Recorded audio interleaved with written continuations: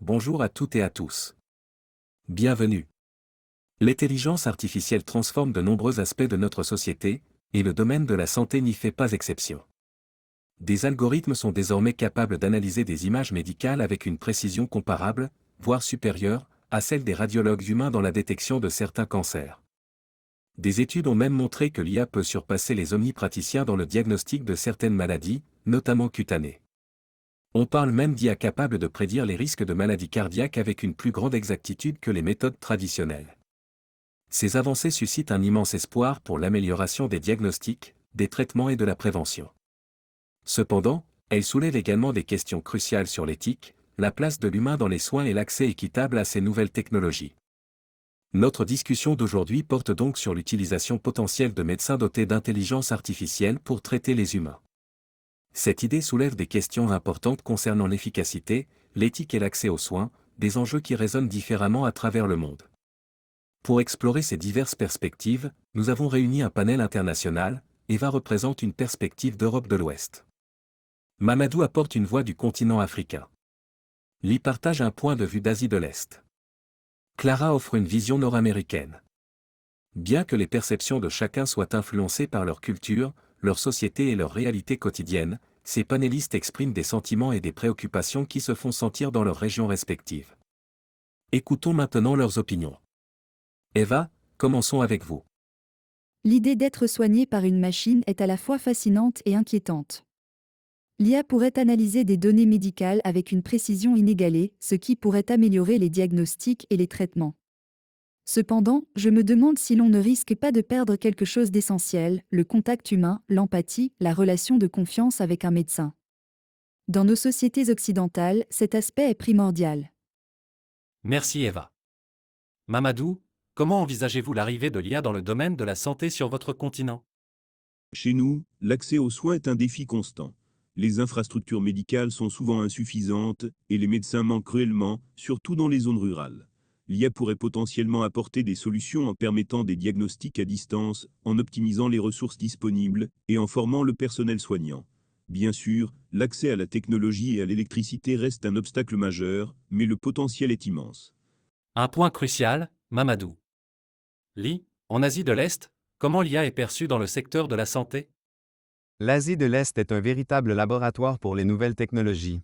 L'IA est déjà utilisée dans de nombreux domaines, et la santé ne fait pas exception. On observe un intérêt croissant pour la médecine personnalisée grâce à l'IA. Cependant, la question de la protection des données personnelles est au centre des débats. Il est crucial de garantir la sécurité et la confidentialité des informations médicales. Merci Lee. Clara, en Amérique du Nord, quelles sont les principales préoccupations concernant l'intégration de l'IA en médecine? En Amérique du Nord, on investit massivement dans la recherche et le développement de l'IA en médecine. On voit un potentiel énorme pour améliorer les diagnostics, les traitements et la prévention. Cependant, plusieurs inquiétudes persistent. La perte d'emploi dans le secteur médical est une crainte réelle.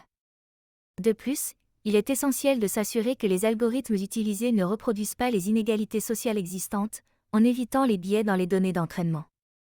Clara, vous avez soulevé la question des biais. Eva, qu'en pensez-vous? Même si l'IA peut apporter des avantages indéniables en termes d'efficacité, je crois que le contact humain reste irremplaçable, surtout dans les moments difficiles de la maladie.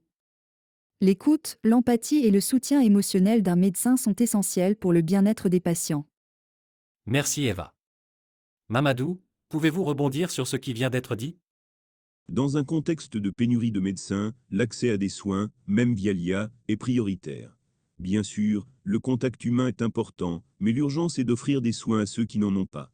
L'IA pourrait être une solution transitoire, voire complémentaire, en attendant d'améliorer les infrastructures et la formation du personnel médical. Merci Mamadou. Lee, donnez-nous votre point de vue. Une approche hybride me semble la plus raisonnable.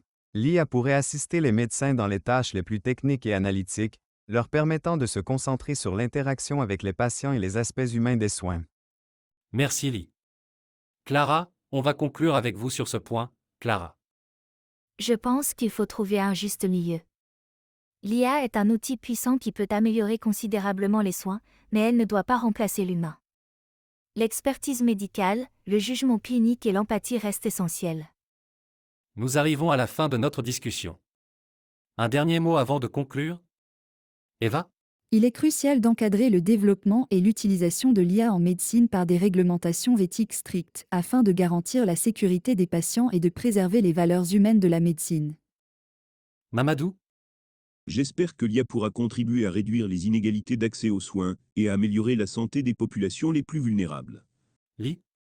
La transparence des algorithmes et la protection des données personnelles doivent être au cœur des préoccupations lors de l'intégration de l'IA en médecine. Clara?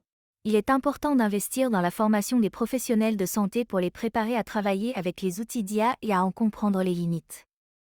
Merci à tous pour cette discussion très instructive.